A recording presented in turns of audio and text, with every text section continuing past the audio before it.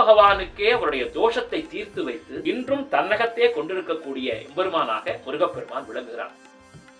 கடகராசிக்காரர்கள், திரு விஜய் அவர்கள் கடகராசியை சேர்ந்தவர்கள், அவர் போய் எங்க வழிபாடு பண்றார் அப்படின்னு சொன்னால் அந்த கிரகத்தினுடைய தலைமை ஆலயத்திற்கு செல்லும் பொழுது கண்டிப்பாக நினைத்த வெற்றி கிடைக்க வேண்டும் என்பது விதி. ஆரம்பத்திலே கேட்டிருந்தேன் விஜய் அவர்கள் ஏன் திருச்செந்தூர் ஸ்பெசிபிக்கா போனாருன்னு. இன்னைக்கு ஸ்ரீரடி போயிருக்காரு. அவங்க சொல்லுவாங்க, சாமி நான் எங்க போனாலும் சரி, எனக்கு ஏதாவது நல்ல காரியம் நடக்கணும்னா நான் பாபாவை நினைச்சுப்பேன். அவர் கீதையை படின்னு சொல்லல, பைபிளை படின்னு சொல்ற. உன் மதம் எதுவோ, உன்னுடைய மத கோட்பாடுகள் என்னவோ அதை நீ பின்பற்றுன்னு பாபா சொன்னார். அதனால எனக்கு அந்த மகானை பிடிக்கும். எதிரி வடிவத்தில் என்ன பிரச்சனை இருக்கிறதோ அவர்கள் எல்லோரும் தம்முன் மண்டியிட வேண்டும் என்றால் அந்த சத்துர்சம்ஹார ஹோமத்தில் கலந்து கொள்வார்கள். அங்க மட்டும் ஏன் தனிப்பட்ட முறையில முக்கியத்துவம் வாய்ந்து செய்யப்படுகிறதுனா, அந்த பன்னீர் இலையில் தரக்கூடிய விபூதி பிரசாதம் யாருடைய வீட்டில் இருக்கிறதோ அவர்கள் வீட்டில் செல்வத்திற்கு பஞ்சம் இருக்காது. அந்த சுப்பிரமணிய புஜங்கத்தை காலை வேளையில் கேட்டால் வயிறு சம்பந்தப்பட்ட கோளாறுகள், உடல் சம்பந்தப்பட்ட கோளாறுகள் அவர்களை அண்டவே அண்டாது. ஜாதகத்துல குரு திசை, குரு புக்தி நடப்பவர்கள், குருவால் தோஷத்திற்கு உண்டானவர்கள் மீனராசி நேயர்கள், அதற்கு பிறகு தனுசு ராசி அன்பர்கள், தனுசு லக்னம் மீன லக்னத்தை சேர்ந்தவர்கள், கடக லக்னத்தை சேர்ந்தவர்கள், ஸ்பெஷல் சைல்டுன்னு சொல்லுவாங்க, ஆட்டிசம் பாதிக்கப்பட்ட குழந்தைகள் இருக்காங்க, ஸ்லோ லேர்னர்ஸ் இருக்காங்க. இவர்கள் எல்லோருமே நிச்சயமாக திருச்செந்தூர் முருகப்பெருமானை வியாழக்கிழமையில் தரிசனம் செய்ய வேண்டும்.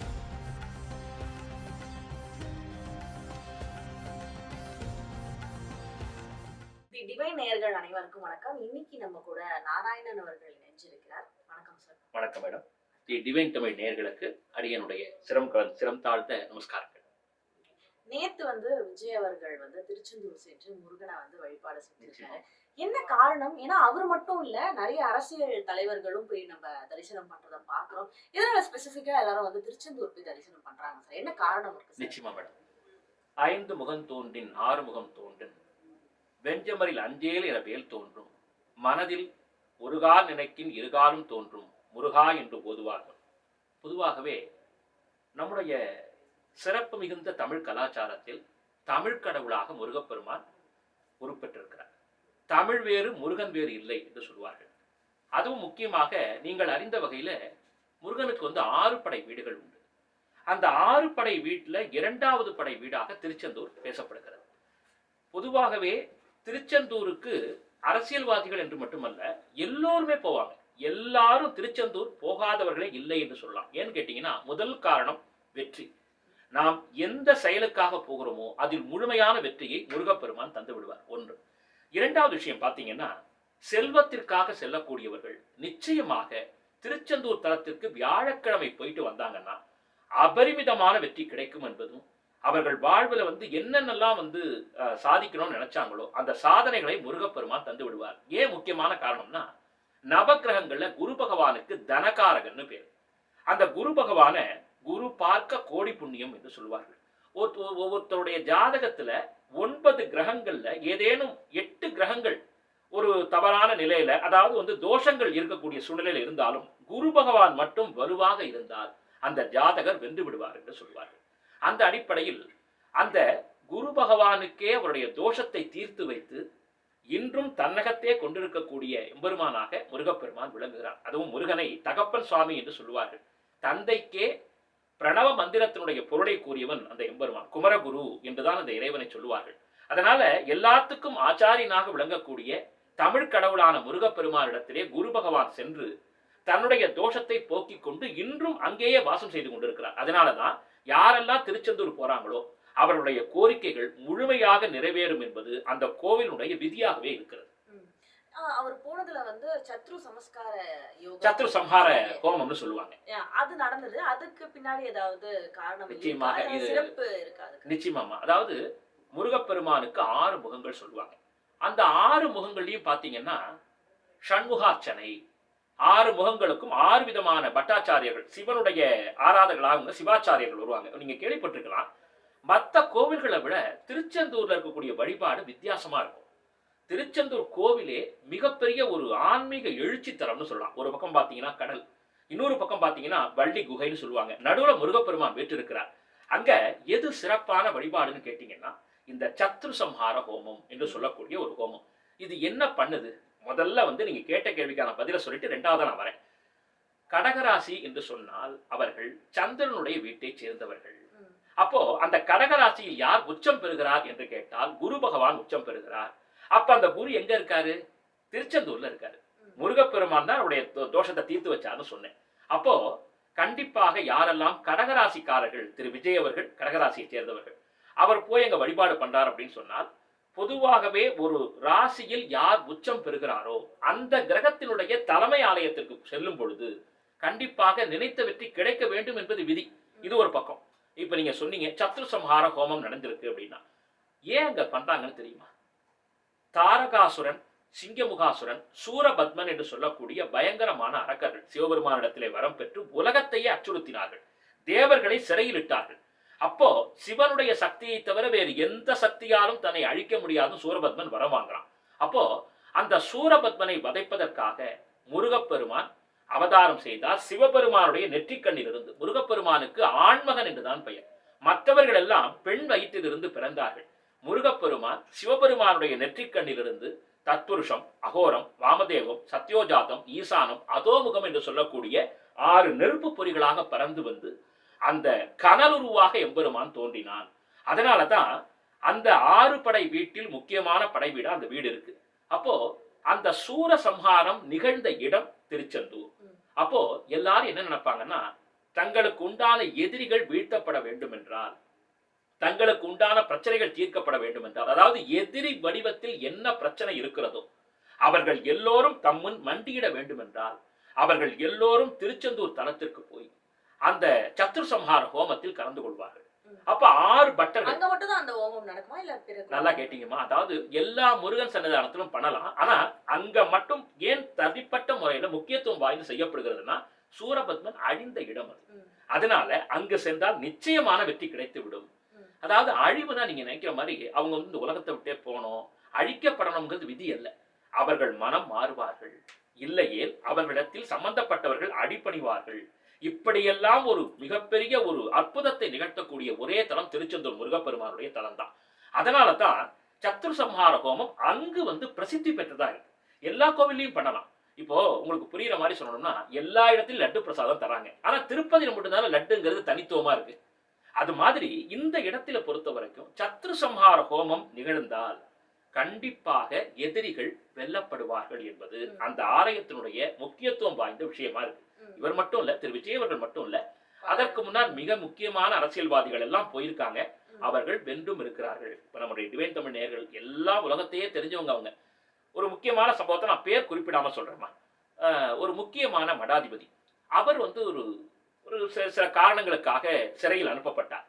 அப்போ தன்னை யார் சிறைக்கு அனுப்பினார்களோ அவர்களிடமிருந்து தான் விடுபட வேண்டும் என்பதற்காக சத்ரு சம்ஹார ஹோமத்தை நடத்திய பிறகுதான் அவருக்கு வழக்கில் ஒரு தீர்ப்பு வந்து அவர் விடுதலையானார் என்று சொல்ல. அதற்கு பிறகு நடந்ததெல்லாம் பார்த்தீங்கன்னா, அவருக்கு யார் எதிரியாக கருதப்பட்டார்களோ அவர்களுடைய வாழ்வில் பின்னடைவு ஏற்பட்டது என்பதையும் இந்த வரலாற்று சான்றுகள் நமக்கு தருகிறது. அதனால நிச்சயமா சத்ரு சம்ஹார ஹோமத்தை யாரெல்லாம் உளமாற செய்கிறார்களோ திருச்செந்தூரிலே மிகப்பெரிய வெற்றியை அந்த செந்தில் வடிவேலன் தருவான் என்பது அந்த கோவிலுடைய உண்மையான வரலாறு.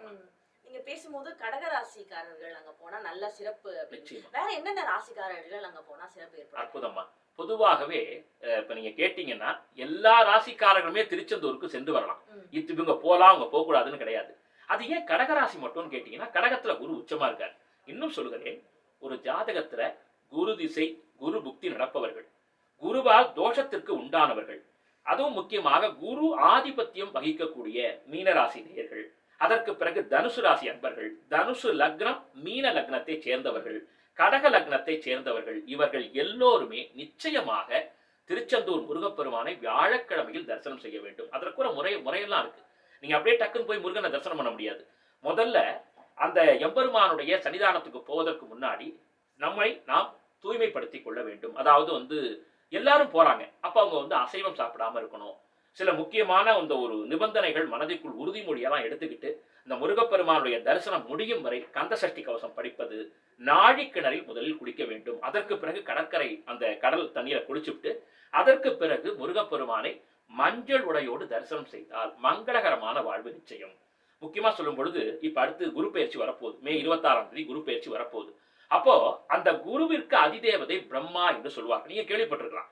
ஆனால் அந்த பிரம்மாவையே சிறையில் அடைத்தவன் எம்பெருமான் முருகன். பிரணவத்துக்கு பொருள் கேட்கிறாரு, பிரம்மாவுக்கு சொல்லி தரல, சொல்ல தெரியல. நீங்க அந்த பிரணவத்தை வச்சுதானே உலகத்தை படைக்கிறீங்க, அதுக்கான பொருளே உங்களுக்கு தெரியலன்னா எந்த அடிப்படையில் நீங்கள் இந்த உலகத்தை படைக்கிறீங்க, மனிதர்களை படைக்கிறீங்க? அப்ப அவர்கள் அறிவு எப்படி இருக்கும் என்று சொல்லிவிட்டு அவர்களை அந்த பிரம்மாவையே சிறையில போட்டுறார் முருகப்பெருமான். சிவபெருமான் தலையிட்ட பிறகுதான் பிரம்மா விடுவிக்கப்படுகிறார். அந்த சிவபெருமானே கேட்கிறார், அப்பா உனக்கு பிரணவத்துக்கு பொருள் தெரியுமா? தாராளமாக தெரியுமே, சொல்லு. அப்ப நீ சிஷ்யனா உட்காரு, நான் குருவான் என்று சொல்றேன்னு சொல்லி அப்படிப்பட்ட சிவபிரானையே தன்னுடைய தந்தை தனையே சீடனாக அமர வைத்து முருகப்பெருமான் ஞானத்தை ஊட்டினான். அதனால அப்படிப்பட்ட மிக முக்கியமான தமிழ் கடவுளாக விளங்கக்கூடிய அந்த திருச்செந்தூர் தலத்திற்கு அனைத்து ராசி பெருமக்களுமே நிச்சயமா செல்லணும். சரி, இந்த கல்வின்னு ஒரு விஷயம் இருக்கு, அது மட்டும்தான் மனிதனை முழுமையாக்கக்கூடிய மிகப்பெரிய சக்தி. 7 பிறவியிலையும் கல்விதான் தொடரும்னு வள்ளுவ பேராசான் சொல்றார். அப்போ கல்வியில் குறைபாடு இருக்கக்கூடியவர்கள், இப்போ ஸ்பெஷல் சைல்டுன்னு சொல்லுவாங்க, ஆட்டிசம் பாதிக்கப்பட்ட குழந்தைகள் இருக்காங்க, ஸ்லோ லேர்னர்ஸ் இருக்காங்க, அதாவது மெதுவாக படிக்கக்கூடியவர்கள். அப்படிப்பட்டவர்கள் எல்லாம் திருச்செந்தூருக்கு ஒரு முறை சென்று வந்தாலே, வியாழக்கிழமையில அந்த எம்பெருமானை பார்த்து விட்டாலே, அந்த பார்த்த அந்த க்ஷண நேரத்திலேயே முருகப்பெருமானுடைய கண் பார்வை அந்த குழந்தைகள் மீது, படிக்கக்கூடிய குழந்தைகள் மீது படியும் பொழுது படிப்பில் அவர்கள் உச்சம் பெற்றே ஆக வேண்டும் என்பது விதி. இது ஒண்ணு. அடுத்தது, திருச்செந்தூர்ல எது சிறப்புன்னு கேட்டீங்கன்னா இலை விபூதின்னு சொல்லுவாங்க. பன்னீர் இலையில எம்பெருமானுடைய விபூதியை தருவார்கள். மந்திரமாவது நீர், அந்த நீருக்கே அவ்வளவு சிறப்புன்னா, அந்த திருநீற்றையே அபிஷேகமாக செய்யக்கூடிய அந்த முருகப்பெருமான் அந்த பன்னீர் இலையில் தரக்கூடிய விபூதி பிரசாதம் யாருடைய வீட்டில் இருக்கிறதோ அவர்கள் வீட்டில் செல்வத்திற்கு பஞ்சம் இருக்காது, வறுமை இருக்காது.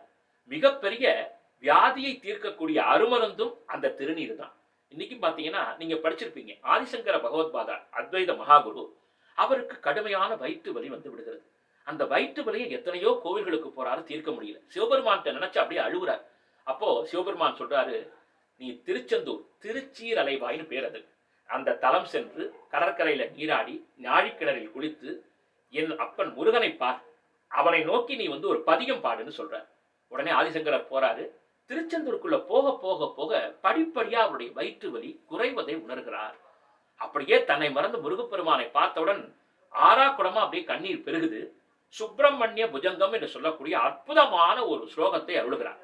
அந்த ஸ்லோகத்தை அருளி முடித்தவுடன் அந்த வயிற்று வலி காணாமல் போய்விடுகிறது. இன்னைக்கு பாத்தீங்கன்னா மிகப்பெரிய சித்த மருத்துவர்கள் என்ன சொல்லுவாங்கன்னா, அது வயிற்றுல மிகப்பெரிய ஒரு குழப்பங்கள் வருது, அடி வயிற்று ஹெர்னியா பிரச்சனைகள்லாம் வருது, நீங்க கேள்விப்பட்டிருக்கலாம். குடல் இறக்கமான நோய், சிறுநீரகம் சம்பந்தப்பட்ட பிரச்சனைகள், இந்த கல்லெல்லாம் வருது இல்லைங்களா? அப்படிப்பட்டவர்கள் கூட தினந்தோறும் அந்த சுப்பிரமணிய புஜங்கத்தை காலை வேளையில் கேட்டால், படிக்க முடிஞ்சா தாராளமா படிக்கலாம், கேட்டுட்டா வயிறு சம்பந்தப்பட்ட கோளாறுகள், உடல் சம்பந்தப்பட்ட கோளாறுகள் அவர்களை அண்டவே அண்டாது.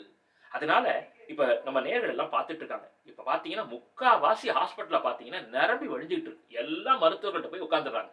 அப்போ அந்த மருத்துவத்தினுடைய செலவு எக்கச்சக்கமா போயிடுது. அப்போ எளிமையா எம்பெருமானாகிய எல்லாவற்றிற்கும் முருகப்பெருமானுக்கு ஆதி வைத்தியநாதன் பேர். வைத்தியநாதனா சிவபெருமான், ஆதி வைத்தியநாதன் முருகனை சொல்றாங்க. அப்படிப்பட்ட திருச்செந்தூர் பிரானை போய் பார்த்து விட்டோம்னு சொன்னால் உடல் சம்பந்தப்பட்ட கோளாறுகள் நீங்கிவிடும், மனம் சம்பந்தப்பட்ட கோளாறுகள். ஏன்னா சந்திரனுக்கும் விமோசனம் கொடுத்தவன் முருகன். அதனால கண்டிப்பாக சந்திரனுடைய ராசியில் பிறந்திருக்கக்கூடிய கடகராசி என்பவர்களும் இப்ப இருக்கக்கூடிய நிலையில உயர்ந்த பதவி வரணும், முதன்மை நிலை பெற வேண்டும் என்று நினைக்கக்கூடியவர்கள், சிம்ம ராசியை சேர்ந்தவர்கள், இவங்க எல்லாம் அதே மாதிரி விருச்சிக ராசி, மேஷ ராசிக்காரங்க கண்டிப்பாக திருச்செந்தூர் முருகப்பெருமானை ஒரு முறையாவது வாழ்க்கையில தரிசனம் செய்யணும். இப்படி பண்ணிட்டாங்க என்று சொன்னால் நிச்சயமாக, என்ன நீங்க கேட்கலாம், ஒரு தடவை முருகனை பார்த்தா போதுமா, அவர் எல்லாத்தையும் கொடுத்துருவாரா அப்படின்னா, சில பேருக்கு எப்படின்னு கேட்டீங்கன்னா, முருகப்பெருமானுடைய அருள் என்பது வழி வழியாக வந்து கொண்டிருக்கும். அப்ப அந்த திருச்செந்தூர் செந்தில் குமரனை பார்த்துட்டாங்கன்னா அந்த பழைய கணக்கு இருக்குது இல்லைங்களா, அது ஓப்பன் ஆகும்.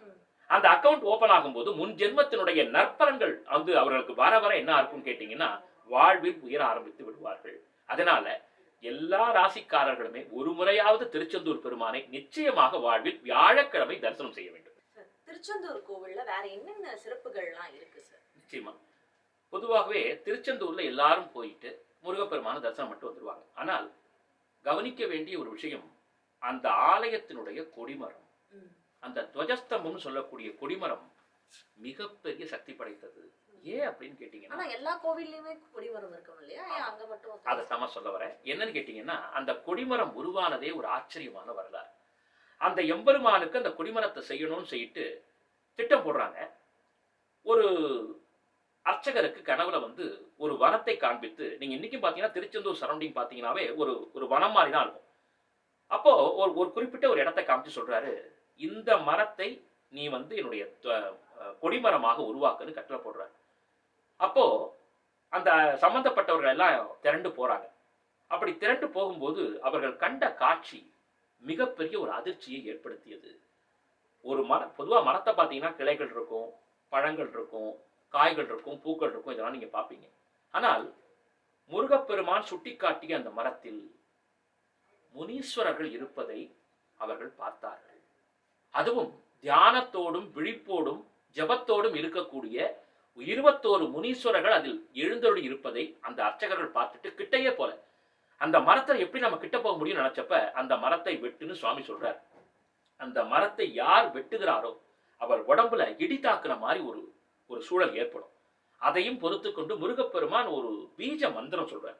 அந்த மந்திரத்தை பயன்படுத்தி தான் அந்த கொடிமரத்தை, அதாவது அந்த மரத்தை வெட்டி எடுத்துட்டு வராங்க. வெட்டி எடுத்து கொண்டு வரும் பொழுது அதற்குள் இருக்கக்கூடிய முனீஸ்வரர்கள் பேச ஆரம்பிக்கிறார்கள். நாங்க இதுல தான் இருக்கோம்.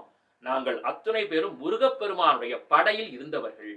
எம்பெருமான் அந்த சூரபத்மனை வெல்லும் பொழுது சிவபெருமானால் அனுப்பப்பட்ட நவ வீரர்கள் இருந்தாங்க. அந்த படையில் இருந்தவர்கள் நாங்கள். அதனால முருகப்பெருமானுக்கு நாங்க தான், அதாவது வந்து செக்யூரிட்டி கார்டுன்னு சொல்லுவாங்க பாருங்க, அது மாதிரி முருகப்பெருமானுக்கு முன்னணியில் நாங்க தான் இருந்தோம். அதனால எங்களை நீங்கள் குடிமரமாக அமைத்ததற்கு நாங்கள் பல காலங்கள் காத்திருந்தோம். இப்ப அந்த பாக்கியம் கிடைச்சிருக்குன்னு சொல்லிட்டு அவர்கள் குடிமரமாகவே இருக்கிறார்கள். அதனால எல்லோரும் இப்ப நான் சொன்னேன்னு வச்சுங்களேன், எல்லாரும் அப்படி போனோம்னு பார்ப்பாங்க, முடியாது. அதனால முடிந்தவர்கள் அப்படி கொடிமரம் மூலியமா செல்ல முடியல அப்படின்னு சொன்னால் அந்த கொடிமரத்தில் இருக்கக்கூடிய முனி தெய்வங்களை பிரார்த்தனை செய்து கொண்டு முதல்ல உங்க பிரார்த்தனையை அங்க சொல்லிடணும்.